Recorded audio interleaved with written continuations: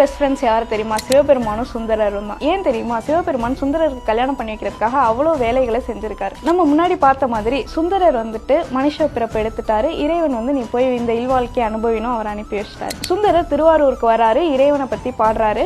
அப்படியே அவருடைய வாழ்க்கை போய்கிட்டே இருக்கு. அப்போ வந்து அந்த கோயிலுக்கு அடிக்கடி பறவையார் அப்படிங்கிற ஒரு பெண் வர்றாங்க. அந்த பெண்ணும் இறைவனை பத்தி அடிக்கடி பாடுறாங்க. எப்பயுமே இறைவனுடைய சிந்தனையிலே இருக்காங்க, இறைவனுக்கு தொண்டுகள் செஞ்சிட்டு இருக்காங்க. இந்த பெண் வேற யாருமே இல்லைங்க, கைலாயத்துல சுந்தரர் பார்த்தாரு இல்லையா, அந்த 2 பெண்கள்ல ஒரு பெண் தான் இந்த பெண். இவங்க 2 பேரும் கோயிலுக்கு வராங்க, போறாங்க. 2 பேரும் ஒருத்தர் பாக்குறப்ப 2 பேருக்குமே பிடிச்சிருக்கு. ஆனாலும் வந்து நம்மளுடைய நீதி நெறிகள்ல இருந்து நம்ம தவறக்கூடாது அப்படின்னு நினைக்கிறேன். அப்போ சிவபெருமான் என்ன பண்ணாருன்னா, இவங்க 2 பேர் கனவுலையும் போய் உங்க 2 பேருக்கும் திருமணத்தை நான் நடத்தி வைக்க போறேன் அப்படின்னு சொல்றாரு. அவங்கள்ட்ட சொல்றது மட்டும் இல்லாம அவரு அங்க இருக்கக்கூடிய பெருமக்கள் அனைவருக்கும் அவங்களோட கனவுலையும் சேர்ந்து இவங்க இருவருக்குமே திருமணத்தை நடத்தி வைக்கணும் அப்படின்னு சொல்றாரு. இப்படிதாங்க சிவபெருமான் வந்து அவருடைய சொல்ல நிறைவேற்றினாரு. அதே மாதிரி அவரோட ஃப்ரெண்டுக்கும் கல்யாணத்தை பண்ணி வச்சார்.